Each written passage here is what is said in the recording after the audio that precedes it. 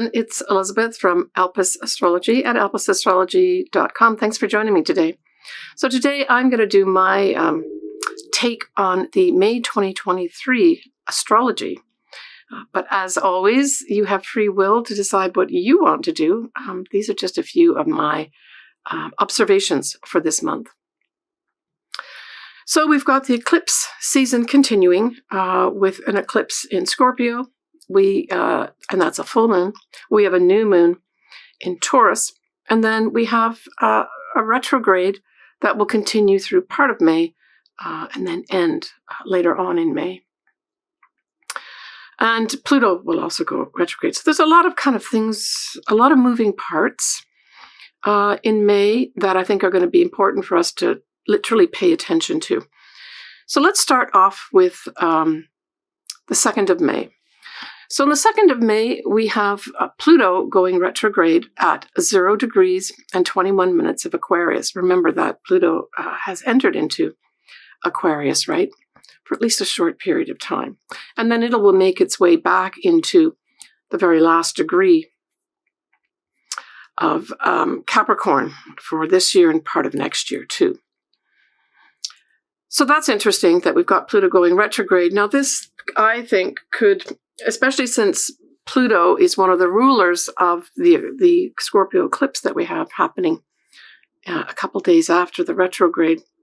So I think I get the impression that this is going to be some kind of pullback from people in power, where maybe they promised something to the collective, that's Aquarius, and the people, and they changed their minds.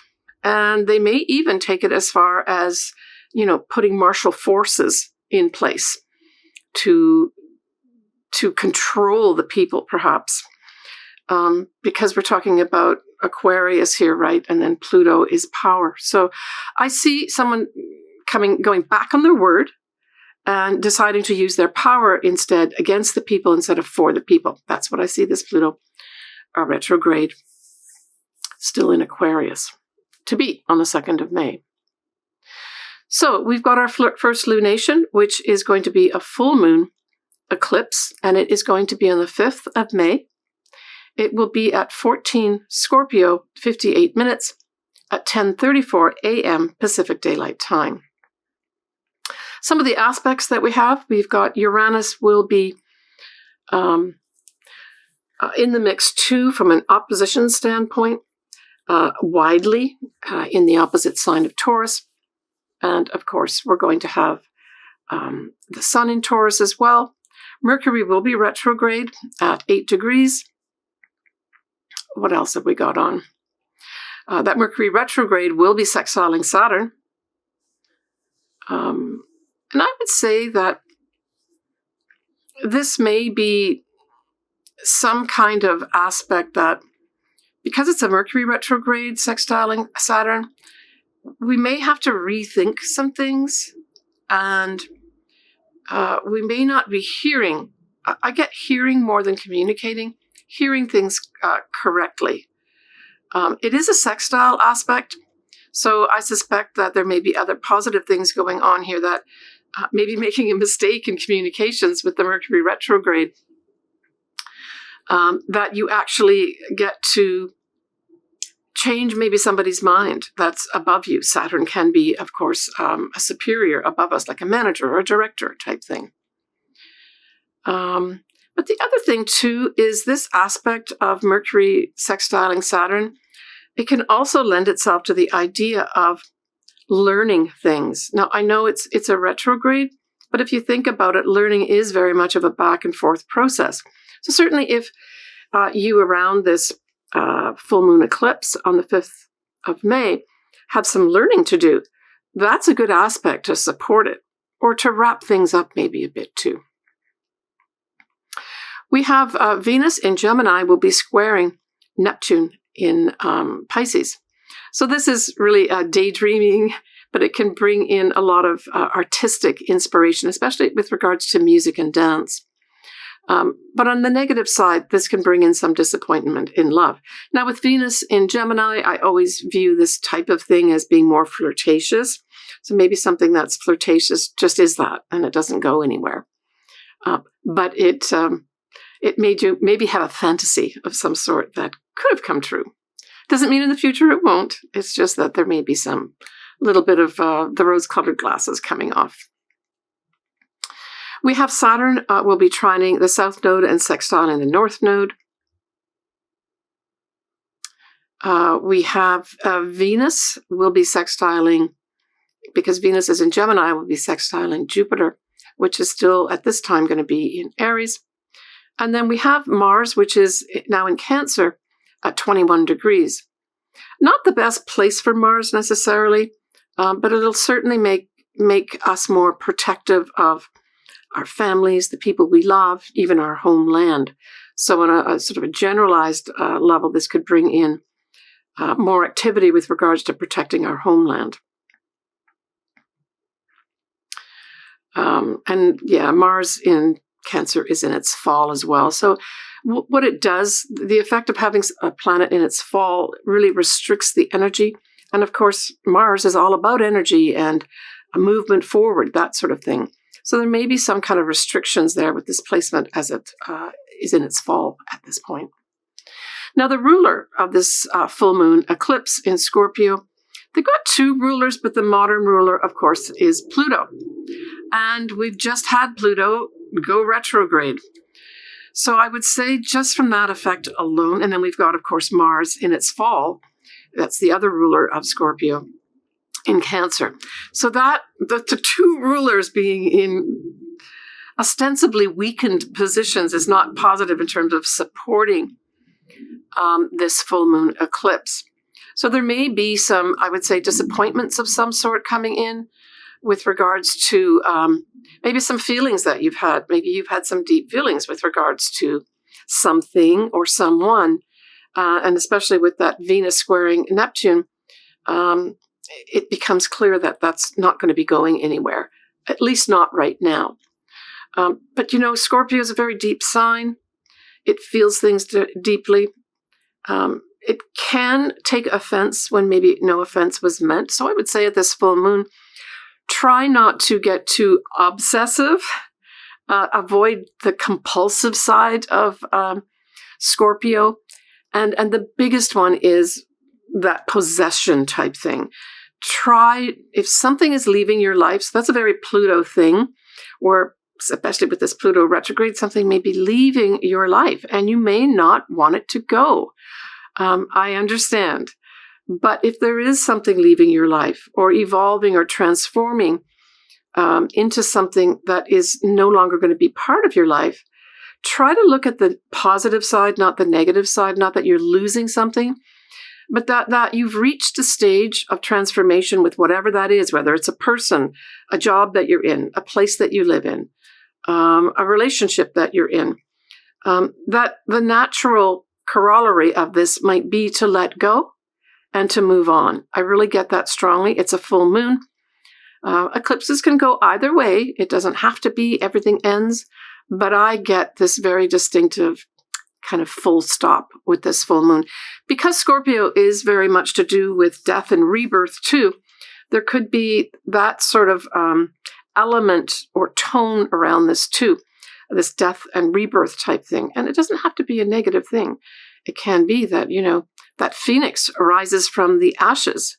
For those that take the lessons of Scorpio in a useful way, you know, Scorpio is many things. It's the lower things like a snake or a scorpion, but it's also the higher things like an eagle and the phoenix arising out of difficult times. So this could also represent that for some people, especially I would say for Scorpios. I would say this might be true too. You are going to have the sun in the opposite sign, which is Taurus. And in many ways, the opposite sign, Taurus, has a lot more activity, not only right now, but as we progress through May. At this point in time with the full moon eclipse, we have, which still have Uranus in there in sort of more the latter degrees. of Taurus. We've got the Sun in there, and then, of course, we've got a Mercury retrograde in there. So these are all adding, in my mind, potential, especially that Mercury retrograde, potential for some confusion. So if you're confused about something, and especially if that confusion goes to you feeling obsessive, possessive, and wanting to control things, try to let go of that. I mean, even seek therapy if you need it. If you've got good friends or family that you can depend on and trust, maybe go to them if you're really feeling you're being affected by this. It's a pretty intense full moon eclipse, I would say. And it does mark the end of the series of eclipses that were in both Scorpio and Taurus. We still have another Taurus eclipse to happen in October this year, which will wrap up that Taurus part of it. I guess that's what I'm seeing here, is that the whole Venus sextile in Jupiter, though, is very good. That says to me opportunities to make money. And of course, both Taurus and Scorpio are money signs, right? So I think overall, this month of May could have maybe even some drama come in with regards to the money markets, maybe our own money. Big changes, I think, are going to happen. And with Uranus being in the opposite sign, going back to this eclipse, and the Sun being in there, I would say that there could be some surprises afoot here, for sure. And then the Mercury retrograde, take care with anything with regards to signing, say, documents for a new investment, that sort of thing. Yeah. Okay.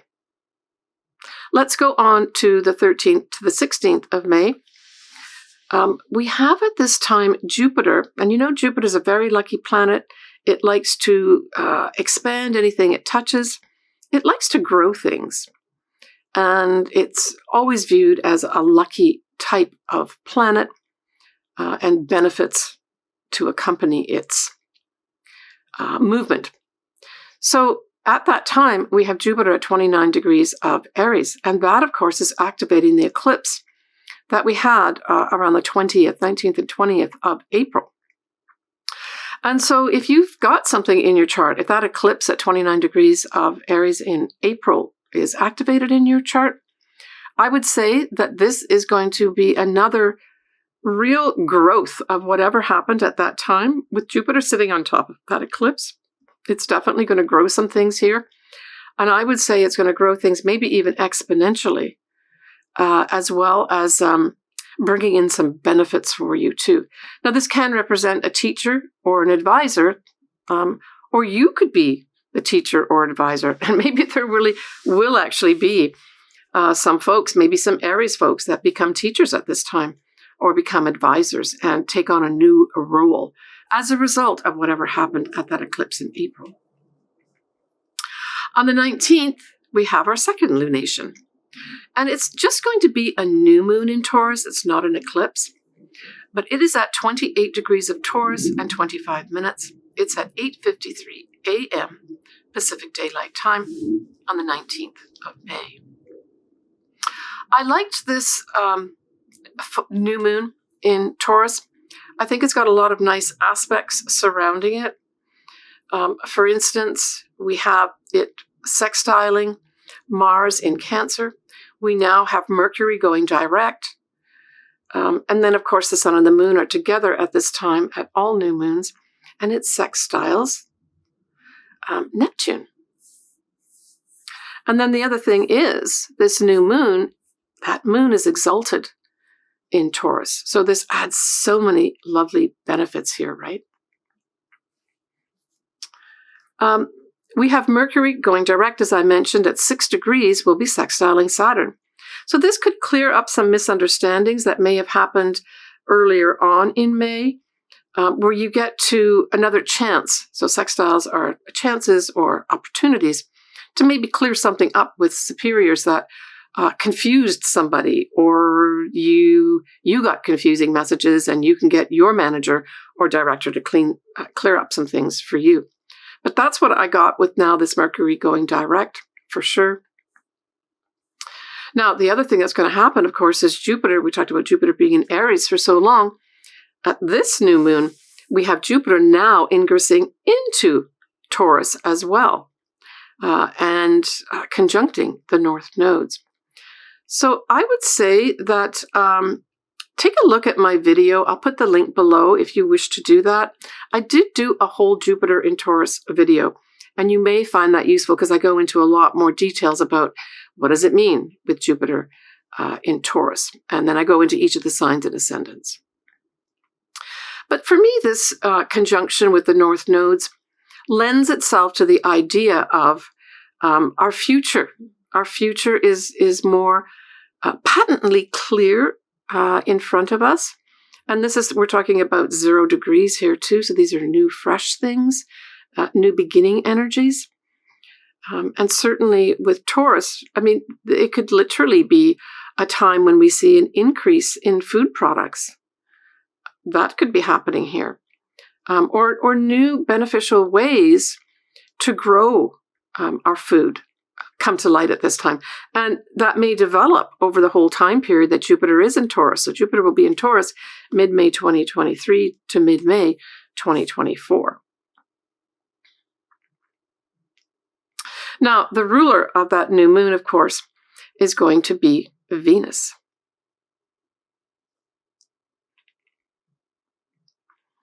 And Venus is in Cancer at 12, it looks like 12 degrees, 59 minutes. So we have here at least a nice, it's not an exact sextile, but certainly Taurus does as a sign sextile Cancer here. And so it's not a bad place to actually have Venus, the ruler of this new moon, in Cancer. I would say this is females being protective. So maybe as a general overarching energy, we see a lot more effort by females put in to protect their family, to protect those they love, and again, with Cancer going back to the motherland, to protect their country. But it could be the rise of females here. They take on some kind of new role.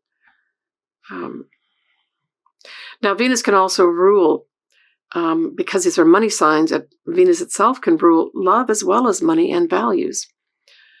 So I'm wondering at this new moon if there's going to be some kind of new introduction of maybe new money systems in different homelands, right? With Cancer representing the homeland. That could be something that happens as a new start at this time.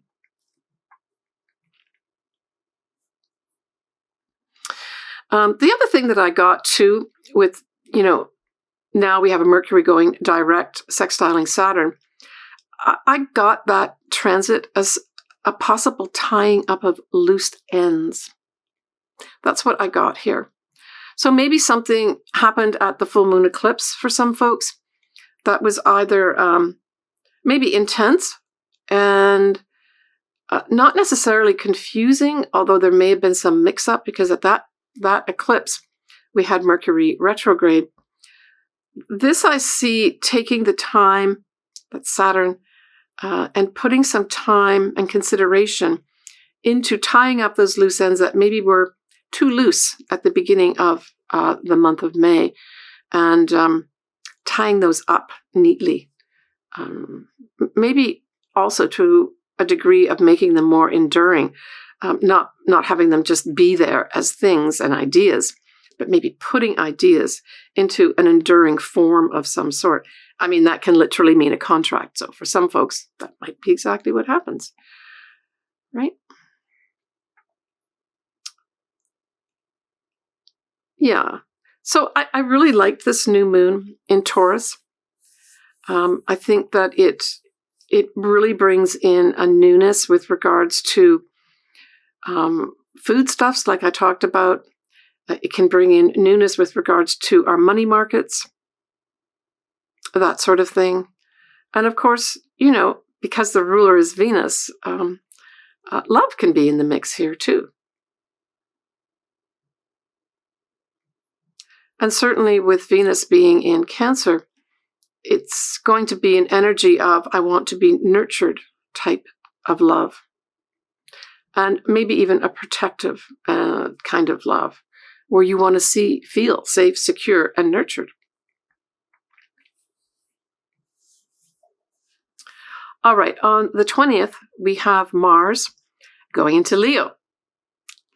And I think that's kind of cool too. That's like, let's just say Mars is a man going into Leo. They're not afraid to strut their stuff on the stage and make a spectacle of themselves, right? So we could see a little bit of that happening around the 20th too. Egos could be pretty high at this time. I mean, certainly Mars going into very much an ego type of sign, Leo. We could definitely have some egos getting pretty big here. It could also have some people too deciding that they assertively seek out and make it known who they love. On the 21st, so the next day, we have the sun then going into Gemini. And Gemini is a mutable sign. It likes to have a lot of friends. It likes collecting a lot of facts and information. But it very much likes to flit here and there. It's very sociable. It's the sign, one of the signs of the diplomat. It's just a different energy. I think it's a lighter energy and may help us come off that full moon eclipse more easily, where maybe we do some more socializing and having fun with our friends, that type of thing. On the 25th, we have a very nice aspect of Venus sextiling Uranus. So this could have sudden infatuations, or at least opportunities for that. People have opportunities to fall in love suddenly. It can be that, like, you see somebody across the room and you're both, your eyes light up and you're magnetically drawn. Certainly magnetically drawn is a good way to describe a Venus sextile Uranus. But I think this can also, because this whole month of May has this big influence of Scorpio and Taurus, which are money signs, I think this could also have some interesting opportunities for some people to maybe make some money. Or at least to make some changes, right? Uranus is about sudden, unexpected energy coming in, and it could be some opportunities to make some positive changes with regards to money. That's on the 25th of May. Also on that day, we talked about Mars going into Leo. Leo will be squaring Jupiter in Taurus. And so I really saw this as kind of like a butting of heads. Saturn is a fixed, or not Saturn, but Taurus is a fixed sign. And it doesn't like a lot of change. Mars likes to take action, and with the square, it's being prevented from taking action. So there's some kind of, there's a workaround that has to happen here with regards to, and actually I saw this because both Leo as a sign rules royalty, and then Jupiter as a planet rules royalty. I saw this as some kind of little tussle with regards to the royal family, and it could be the one we normally talk about, which is, the UK, but it could be other royal families too. And some of those do have, well, certainly, we do have Leo featuring in Charles's chart. So this could be Charles taking some kind of action here, where he's preventing some folks maybe in the royal family from doing something. I know we've got stuff in the press already. I'm just reading, though, the aspect here. But just as an aspect on its own, it's preventing things from expanding and stopping risks. So we could say, well, how could we generalize that? We can generalize that to the money markets, where action is taken on the world stage to prevent any risks being taken in the money markets. That could be there. So on the 27th, with the sun now in Gemini, it will be squaring Saturn. And so this is kind of ending the month here with to me, I took this as a caution. Gemini is all about communicating, collecting information, that sort of thing. Not necessarily collecting important information, but they could. And then, of course, Saturn is more learning our lessons. It's karma and it's time.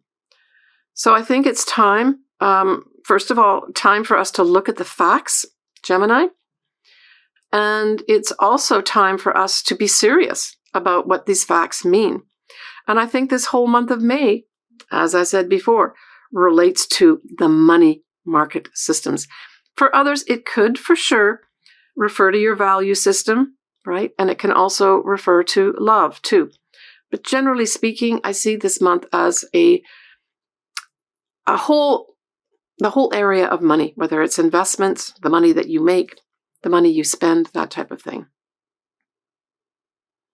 And so this is just asking us to pay attention to the facts that are in front of us. Gemini also asks us to work with another, right? So it could have, maybe in some instances, people have to work with people in authority that they don't want to work with.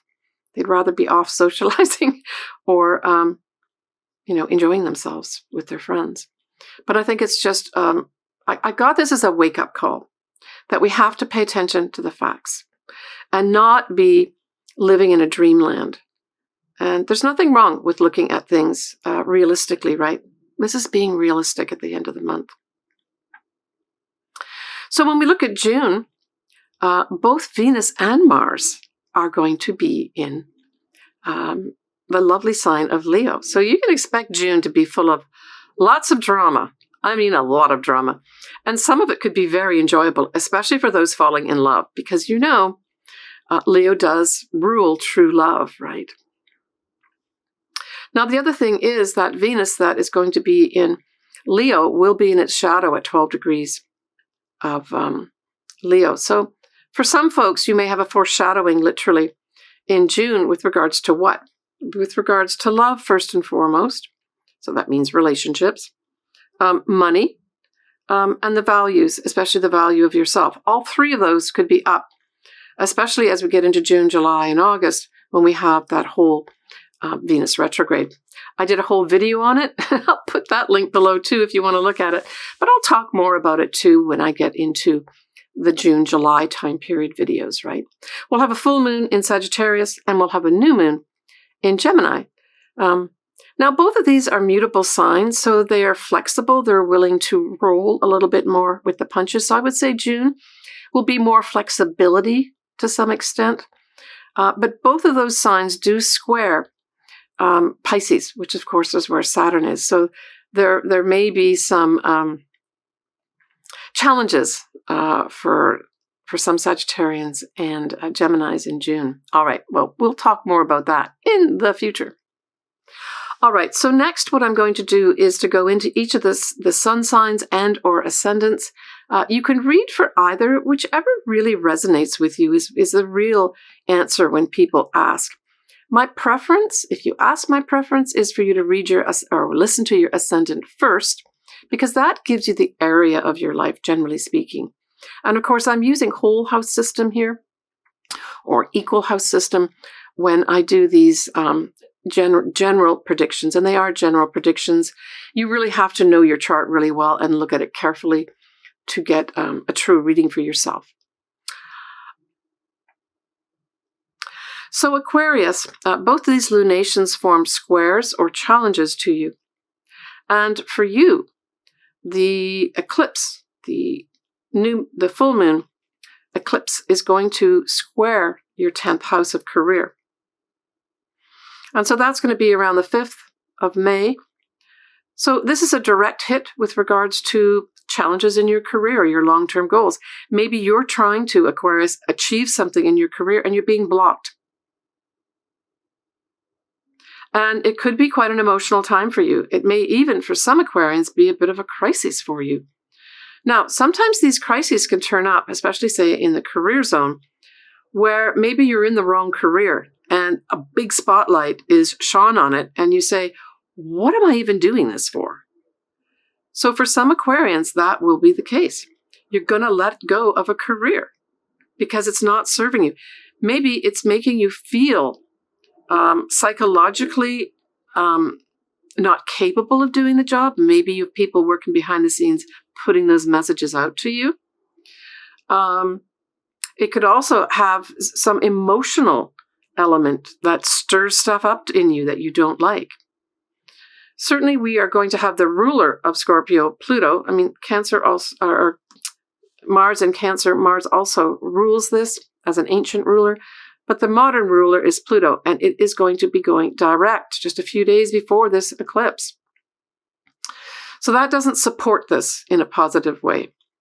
I would say there could be some challenges from people in power with regards to your career and you wanting to achieve long-term goals. I would say take the high road as best you can. Scorpio is not a sign where you really, it's a karmic sign as well in some respects, where you want to be careful what you're putting out there. Don't do anything underhand or revenge type things. Don't go there, Aquarius, if you're thinking it. You may want to take revenge for what's happening to you, but try to seek out the high road because that new moon coming in, even though it's going to be also square, is going to provide more support for you.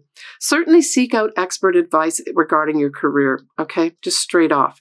And if some Aquarians know in advance some of this stuff is coming down, maybe start taking some kind of, preemptive action of some sort, even if it's figuring stuff out. If you know something might be coming down for you regarding your career in May, do what you can to put some pieces of the puzzle together if you can, and be ready for something emotional to happen with regards to your career. It may just be that big promotion that you wanted at this time doesn't come through for you. And that's okay. Maybe you just need to do some more preparation, Aquarius. But be kind to yourself during this time and know that there are better days ahead, Aquarius, especially as we go into that 19th of May with the new moon, which now I'm going to speak about. So the new moon in Taurus will also be square you, and it's going to be to do with the 4th house.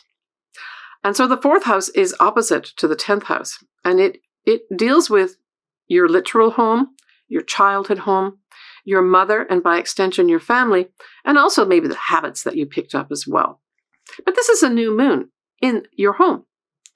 So for some folks, it could have you buying a new home. And especially with Taurus there, Taurus is the master builder. It may be, for some Aquarians, a new opportunity to literally build your own home. Or maybe to add on to your home. Maybe you're going to be renovating your home. I'm just saying there's going to be challenges with the square. So for those Aquarians that are doing that, my advice would be consider really looking carefully at any contractor you're using. Maybe double check their references. What else could you do? In both cases, you're going to have to take either of these locations. You've got to take the high road here. I would say if it's something to do with your mother, say you've got to look after your mother. Maybe your mother has to come and live with you in your home now. I would, at its best, try to take advice from people who know how to do these things, who know how to make these transitions. Take advice from people that can really help you. And you know what? Maybe that square is going to ask you to lean on other people in the family. That's coming up very strong for me right now. Don't, Aquarius, feel you've got to do it all. If there's other members in the family, they may not want to, but maybe they have to. And maybe your challenge is to get them motivated to help you. In some cases, that's going to happen here. But yeah, you've got Mercury direct at that new moon. And it sextiles Saturn nicely. Pluto will still be retrograde, but that's okay. So I would say that you're going to have a chance, any miscommunications either from you or to you can be cleared up at that new moon on the 19th of May. So look forward to that. If you did speak out of turn for whatever reason at the eclipse where you lost your temper or something, this new moon has you, especially in the home, this will have you, being conciliatory and maybe even apologizing maybe to some family members that you blew up at or said the wrong thing to. For others, it could be you just clearing up. Maybe it's contracts to do with you buying this new home. I mean, it could be selling a home too, but it's a new moon.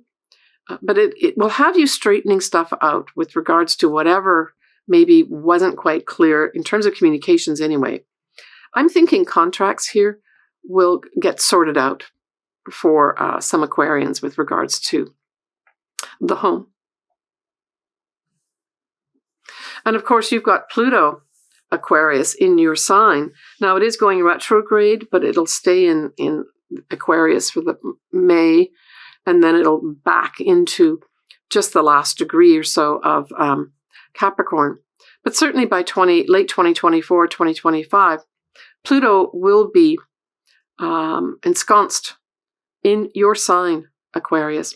And eventually, Pluto, over the next 20 years, depending what degree your sun is at, or your ascendant, or both are at, Pluto will be requiring some transformation here. And it's not to be feared, because sometimes transformation can transform a life that wasn't so great into something absolutely wonderful, right? So don't go around fearing it.